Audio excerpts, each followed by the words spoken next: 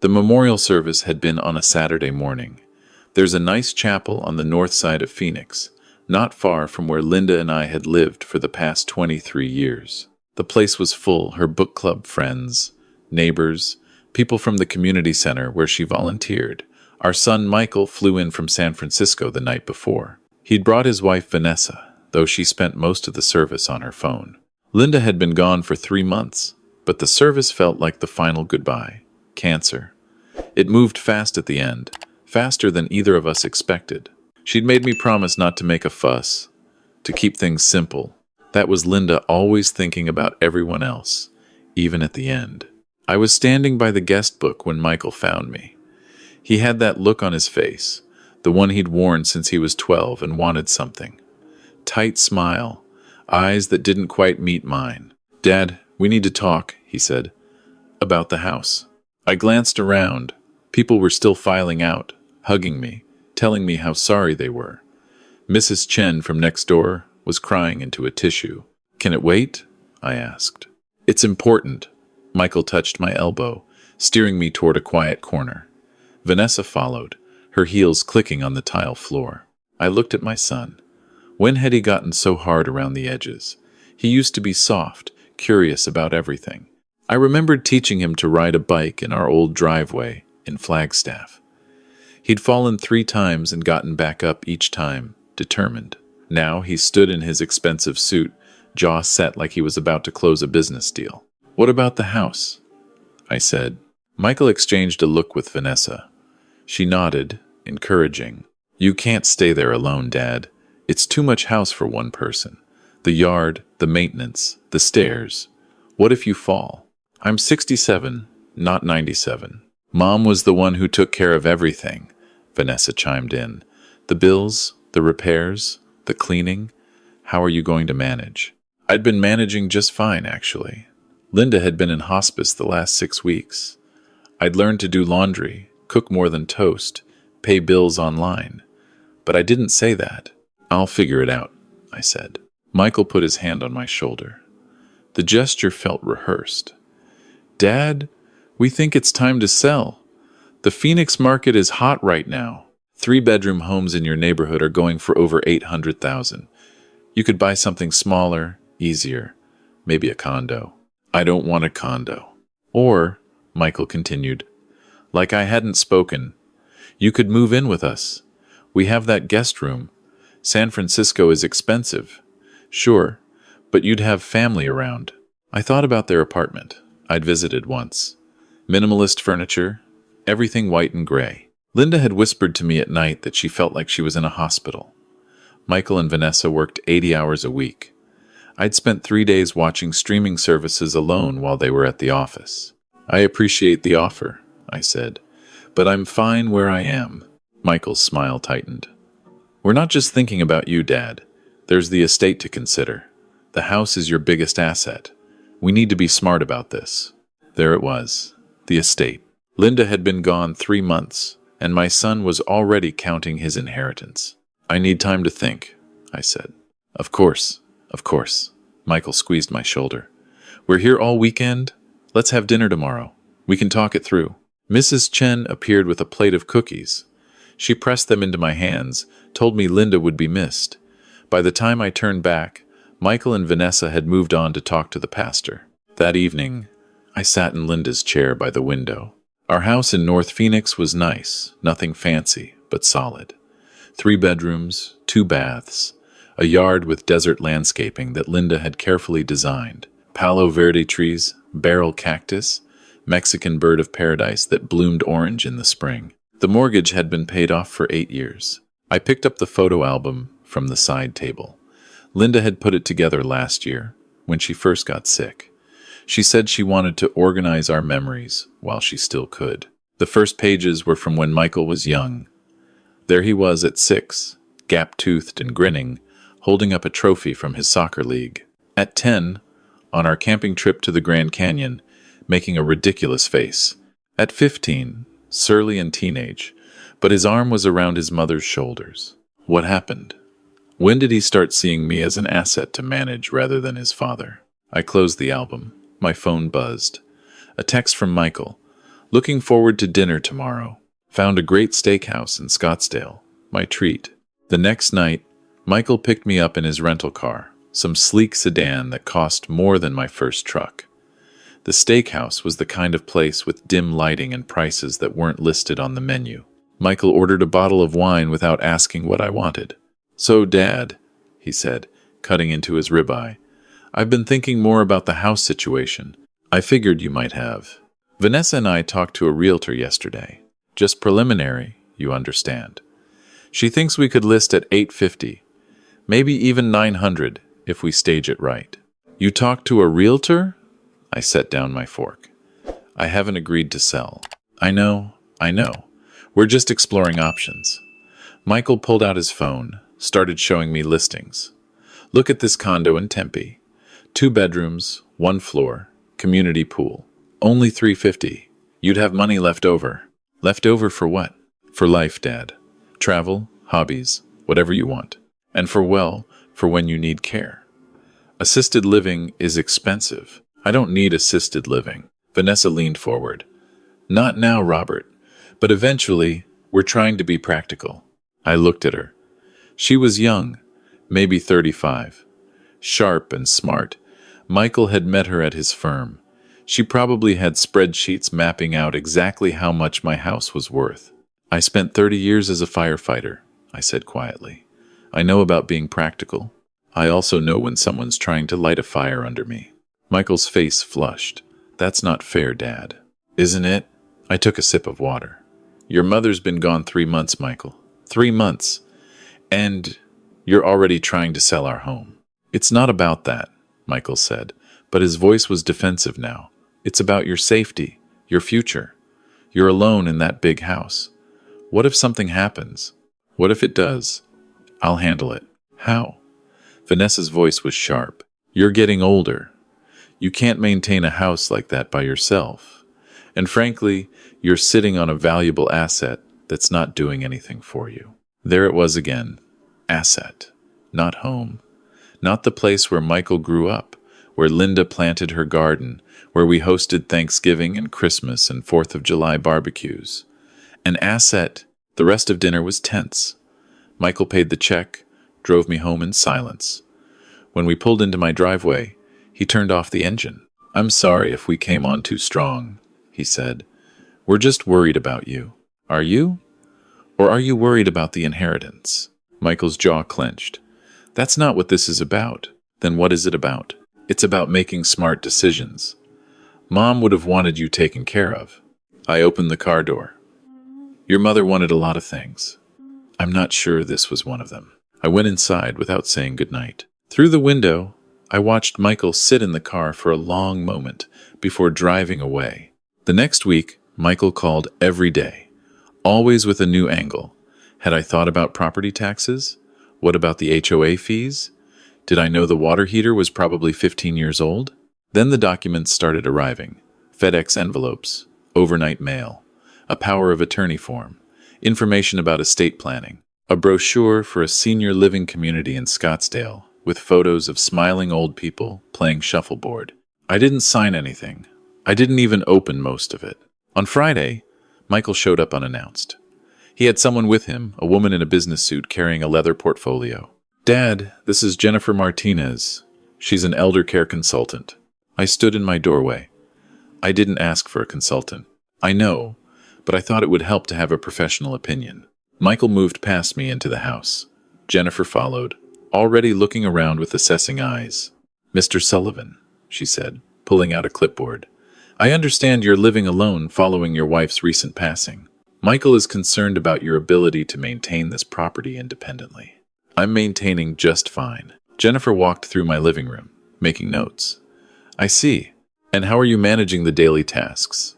Cooking, cleaning, medication management?" "I don't take medications. I cook. I clean." She opened the refrigerator without asking, peered inside. "I notice there's not much fresh food here. I shop every few days." "And the yard? Who handles the landscaping?" "I do." She made another note. I felt my temper rising. This woman was in my house, uninvited, cataloging my life like I was a problem to be solved. Michael appeared from the hallway. Dad, when's the last time you changed the air filter on the HVAC? Last month. Are you sure? It looks pretty dirty. Jennifer was now in Linda's my bedroom. I followed her. She was looking at the unmade bed, the clothes draped over the chair. Mr. Sullivan, it's clear you're struggling with basic household management. This is very common for recent widowers. There's no shame in needing help. I don't need help. I need you out of my house. Michael stepped between us. Dad, please. We're trying to do what's best for you. By bringing a stranger into my home to tell me I'm incompetent? Not incompetent, Jennifer said smoothly. Just overwhelmed. We see this all the time.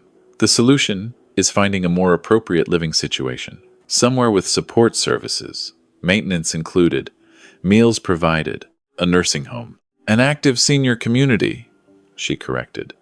There's a wonderful facility in. Get out. Michael's eyes widened. Dad, both of you. Out. Now. Jennifer gathered her things quickly, murmuring something about resistance to change and typical grief response. Michael lingered in the doorway. I'm trying to help you, he said. No. You're trying to get me out of this house so you can sell it. There's a difference. That's not... Go back to San Francisco, Michael. I'll call you when I'm ready to talk. He left. I locked the door behind him and stood in the quiet house. My hands were shaking. I made tea, Linda's favorite chamomile, and sat in her chair. That's when I noticed the envelope on the side table. It hadn't been there this morning. My name was written on it in Linda's handwriting, shaky, from near the end, but unmistakably hers. I opened it. Inside was a letter and a business card. My dear Robert, the letter began. If you're reading this, then Michael has probably started pushing you about the house. I'm sorry, sweetheart. I hoped I was wrong about him, but a mother knows her son. The Michael I raised would never do this, but somewhere along the way, he forgot what matters. The card inside is for James. You remember my cousin James, the accountant. He knows everything. When Michael pushes too hard, and he will, call James. Trust him. Trust the plan we made. I love you. I've always loved you. And I've made sure you'll be taken care of, even if our son won't do it. Linda. I stared at the card. James Chen, CPA. I did remember him. He'd come to the memorial service, stayed in the back. Linda had always been close to him growing up. I called the number. Robert, James answered on the second ring. I've been waiting for your call. You knew about this? Linda contacted me 8 months ago. She wanted to make sure certain things were in place. Can you come to my office tomorrow? There's a lot we need to discuss. James's office was in Scottsdale, a small suite in a professional building. He was in his early 60s, gray hair, kind eyes behind wire-rimmed glasses. He shook my hand and offered coffee. How are you holding up? He asked. I've been better. My son is trying to have me declared incompetent so he can sell my house. Linda warned me about that. She saw it coming. James opened a file cabinet, pulled out a thick folder. She spent the last year of her life making sure you'd be protected. Protected from my own son? Protected from what he's become? Yes. James spread papers across his desk. Robert, what do you know about Linda's financial situation? We lived pretty simply. My firefighter pension, some savings, the house. That's about it. Did Linda ever talk to you about the storage facility? Storage facility? James pulled out a document. In 1998, Linda inherited a small piece of land from her grandmother, just outside Sedona. 20 acres of red rock country. She used some of her inheritance money to build a climate-controlled storage facility there. Nothing fancy, 40 units. But Sedona's grown a lot in 25 years. I didn't know any of this. She kept it separate, wanted it to be her own project. The facility generates about $26,000 a month in rental income. After expenses, that's roughly $320,000 a year in profit. I stared at him. $320,000? Linda never touched it. She reinvested everything, paid off the initial construction loan in 10 years, then let it accumulate. The facility is now worth approximately $2.8 million. It's owned by an LLC, and as of 3 months ago, you are the sole owner. James pushed the papers toward me. She didn't want to tell you while she was alive. Said you'd try to sell it and use the money for her treatment. She wanted you to have security after she was gone. My head was spinning. Linda had owned a multi-million-dollar business and never said a word. There's more, James continued. He pulled out another set of documents. Do you know what Linda did before you met? She worked for an auto auction company. She worked in classic car acquisitions. She had an eye for value. Over the years, she quietly bought vintage cars at estate sales, barn finds, that kind of thing. Fixed them up with help from friends, then stored them at the facility. Robert, she has 17 vehicles in there. The most valuable is a 1,967 Shelby GT 500 that appraised last year at $450,000. You're telling me Linda was secretly a millionaire? I'm telling you Linda wanted to make sure you'd be taken care of if Michael turned out the way she feared. She loved her son, but she wasn't blind to his flaws.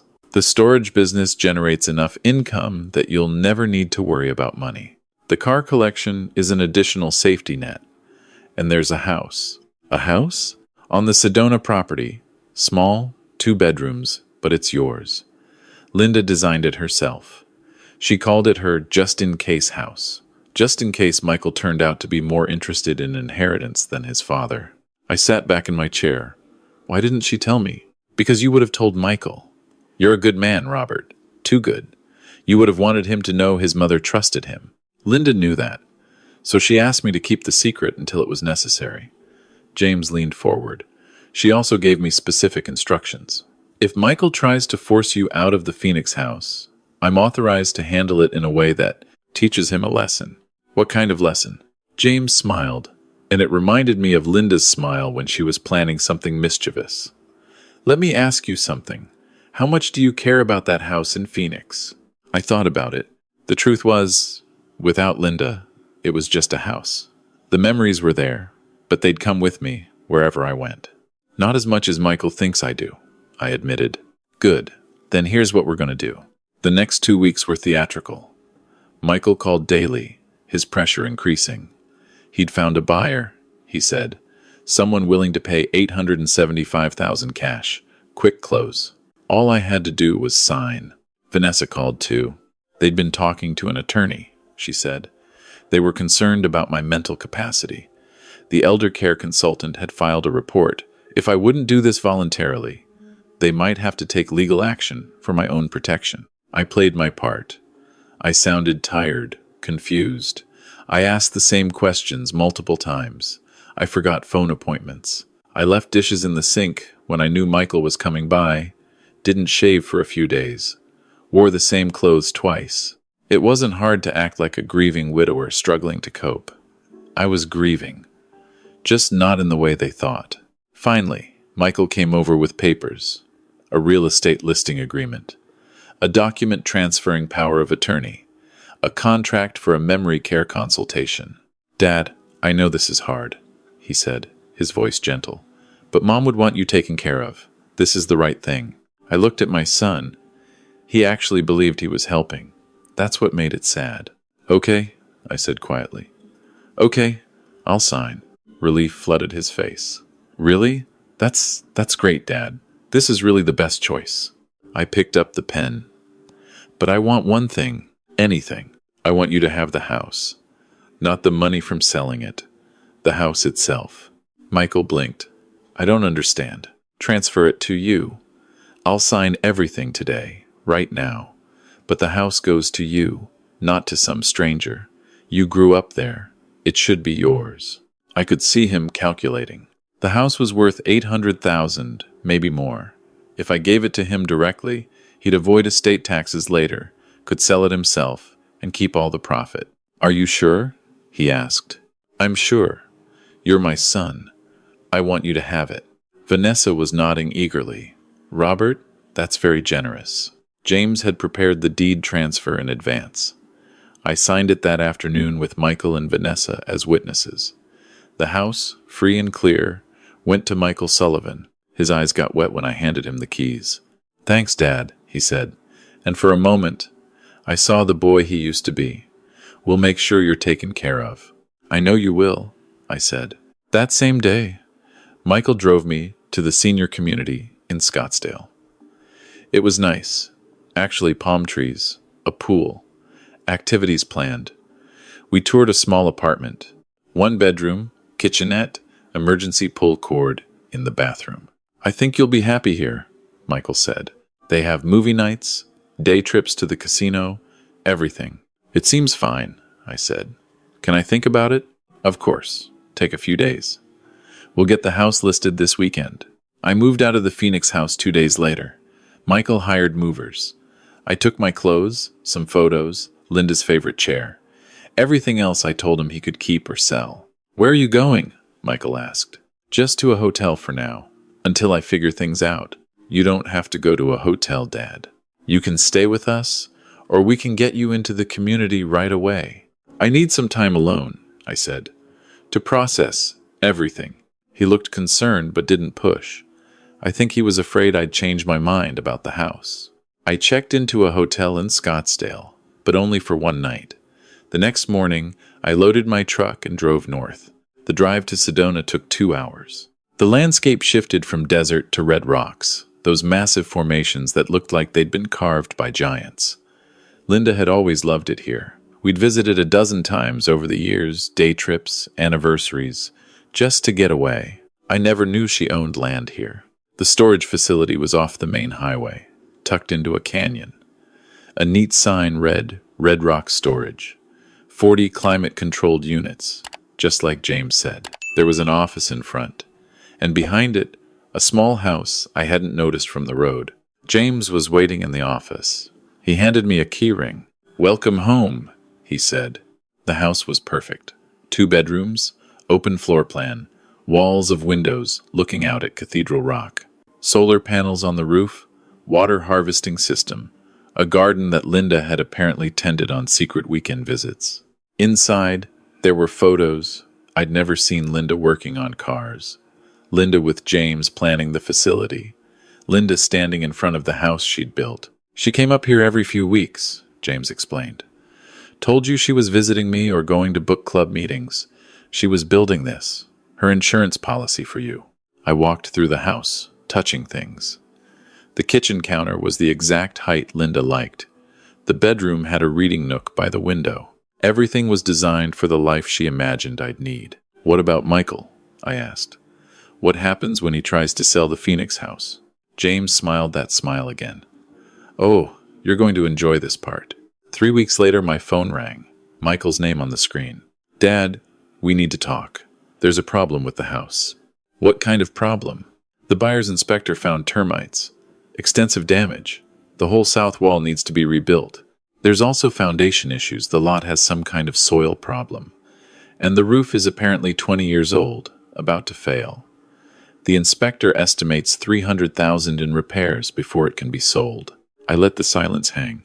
And there's something else, Michael continued, his voice tight. The HOA is suing the previous owner, which is now me, over unpaid fees and some dispute about a fence. That's another $60,000 in legal fees and fines. That's unfortunate, I said. Unfortunate? Dad, this house is a disaster. You had to have known. The termite damage alone. I didn't know, Michael. You were in such a hurry to take the house, to get me moved out. There wasn't time for inspections. But you insisted this was what was best for me. You brought in consultants, threatened legal action. You said I couldn't handle the responsibility. Turns out, you were right. Good thing you took it off my hands. What am I supposed to do? I can't afford $300,000 in repairs, and I can't sell it like this. That's a difficult situation, I agreed. Have you thought about fixing it up? You could take out a loan. On a house that's underwater? Dad, this is serious. Vanessa is furious. We were counting on that money for... He stopped himself. For what? Silence. You were counting on the inheritance for something. What was it, Michael? Business investment? Down payment on a bigger place? It doesn't matter. The point is, you stuck me with a worthless house. I didn't stick you with anything. You demanded it. You said you were worried about me, that this was what your mother would have wanted. Were you lying, or did you just assume I was too senile to know what I was signing? More silence. Then, where are you, Dad? You never told me where you ended up. Somewhere safe. Somewhere I can take care of myself. The senior community? Can I have the address? I need to talk to you about this. I'm not at the senior community. I'm in my own place. What place? With what money? Your pension can't cover much. I looked out my window at Cathedral Rock, turning orange in the sunset. The storage facility office was closing up for the day. My tenant in Unit 17 had just dropped off a check vintage motorcycle storage, $400 a month. I'm doing fine, I said. Better than fine, actually. Dad, level with me. Are you in some kind of trouble? Did someone take advantage of you? Why would you think that? Because you gave away an $800,000 house and now you're living God knows where. It doesn't make sense. It makes perfect sense, Michael. You wanted the house. I gave it to you. What you do with it now is your responsibility. But I'm your son. You're supposed to. I'm supposed to what? Give you everything you want without question? Let you push me around because you think you know better? Your mother didn't raise you to be like this? Don't talk about Mom. She'd want us to work together. Your mother, I said, my voice hardening, spent the last year of her life making sure I'd be okay. Not because of any illness, not because of the house or money, because she was worried about what you'd become. And she was right to worry. That's not fair. Fair?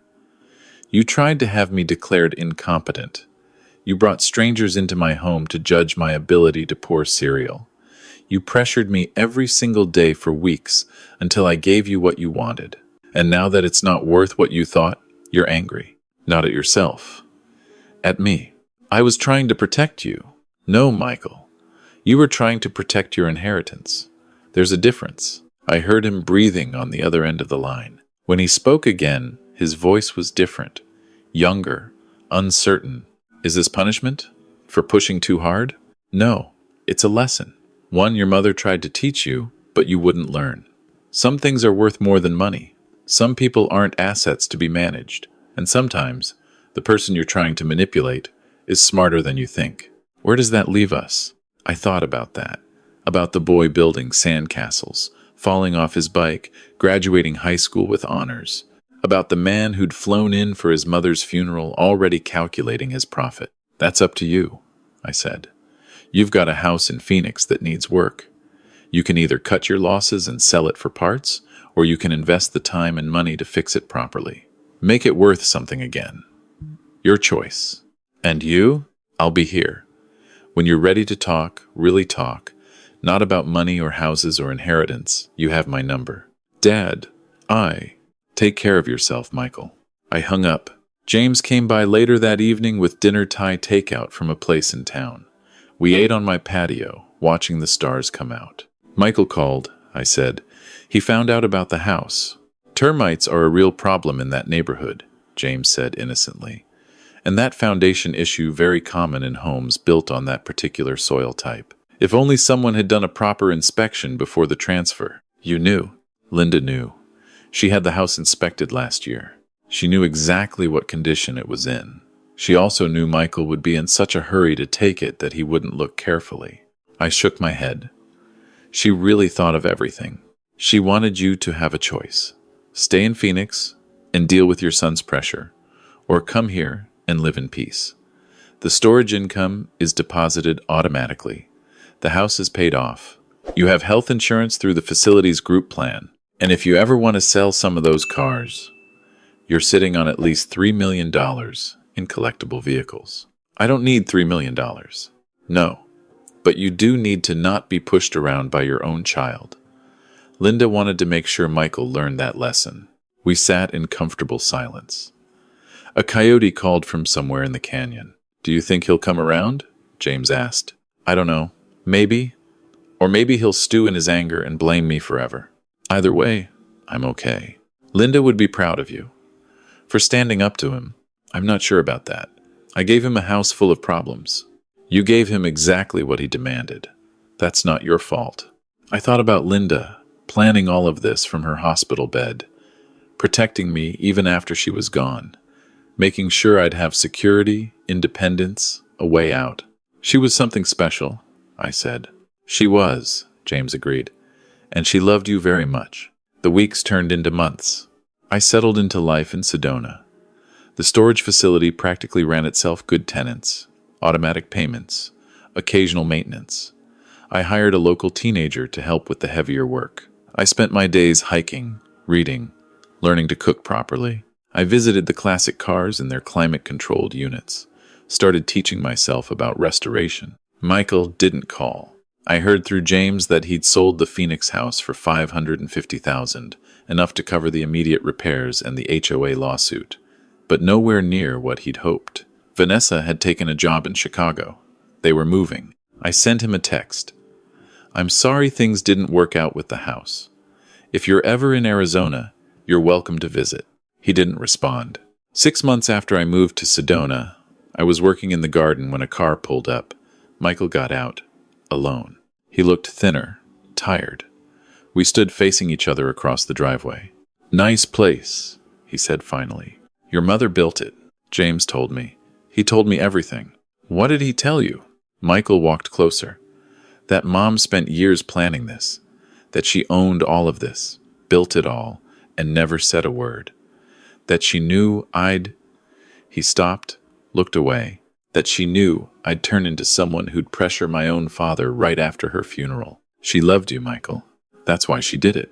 She thought I was a piece of shit. No. She thought you'd lost your way. She wanted to give you a chance to find it again." Michael's eyes were wet. "I'm sorry, Dad. For all of it. The consultants, the pressure, treating you like you were incompetent. I was so focused on the money that I forgot you were grieving, too. I forgot you were my father." I walked over to him, put my hand on his shoulder like I used to when he was little. "Vanessa and I split up," he said. "She couldn't get past the house thing. Couldn't forgive me for believing you'd just give it away without knowing what it was worth. And she was right. I should have known better. Should have known you better. What are you going to do now?" "I don't know. Start over, I guess." "I quit the firm. That job was making me into someone I didn't like. I'm thinking about teaching. High school math. It doesn't pay much, but it's honest work," I finished. "Your mother would like that." We stood there for a long moment. Then Michael said, "Can I see it? The facility? The cars? Everything Mom built?" Yeah, I'd like that." I showed him around. The storage units, the office, the workshop where Linda had restored the vintage cars. Michael ran his hand along the hood of the Shelby GT 500, shaking his head in wonder. "I never knew her," he said. "Not really. I thought she was just, I don't know, a nice lady who volunteered and made cookies. But she was brilliant. She was. Do you think she'd forgive me?" I thought about the letter Linda left, her careful plans, her understanding of human nature. "I think she already did," I said, "before there was anything to forgive. That's why she built all this, not to punish you, to make sure we'd both be okay, no matter what happened." Michael nodded. We walked back to the house. I made coffee, and we sat on the patio, watching the afternoon light paint the red rocks in shades of orange and gold. "Can I visit sometimes?" Michael asked. "I mean, if that's okay. You're my son. You're always welcome. Even after everything? Especially after everything." We talked until sunset. Real talk, for the first time in years. About his childhood, his fears, his regrets. About Vanessa and the life in San Francisco that had slowly crushed him. About his mother and all the things he wished he'd said to her. When he left, he hugged me.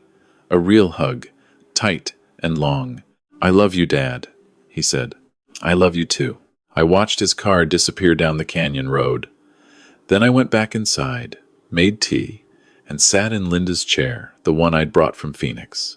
On the side table was another envelope, one James had given me months ago with instructions not to open it until the right time. I opened it now. "Dear Robert, if you're reading this, then Michael came back. I knew he would. He's a good boy under all that ambition and fear. He just needed to lose something to remember what matters. You both did. I hope the house wasn't too cruel a lesson, but sometimes we learn best through consequences. Take care of him, Robert. Take care of yourself. I'll love you both forever, even from where I am now. Thank you for 43 wonderful years. They were the best of my life. All my love, Linda. P.S. The 1,000 967 Shelby was always meant for Michael. When he's ready. When he's really ready. You'll know when. I folded the letter and looked out at the darkening sky. Stars were beginning to appear. Linda was right. She was always right. Michael came back the next month. And the month after that. Each time, he stayed a little longer, talked a little more freely. He helped me with the garden, learned about the storage business, even started researching car restoration. I might stay in Arizona, he said one evening. Phoenix has good teaching programs, and I'd like to be closer, if that's okay. I'd like that, I said. What about the Shelby? James mentioned Mom wanted me to have it eventually. I thought about Linda's postscript. When he's ready, when he's really ready, looking at my son, really looking at him, seeing not the ambitious finance guy, but the person he was becoming. The person he was choosing to be, I knew. Yeah, I said. She did. It's yours. Really? Really. But you have to restore it yourself. Your mother would have wanted that. No shortcuts.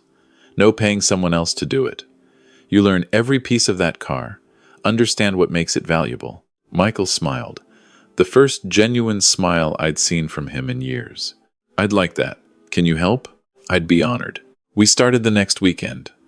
2 men in a workshop, covered in grease, learning to work with our hands, learning to work together, learning what Linda had known all along, that the value of something isn't in what you can sell it for, but in what it teaches you while you rebuild it. The red rocks watched over us, timeless and patient. Linda would have loved this. Actually, knowing her, she'd planned this too. Every wrench turn, every lesson learned, every moment of reconnection. She was always 10 steps ahead, my Linda, always protecting the people she loved, even from themselves. Especially from themselves.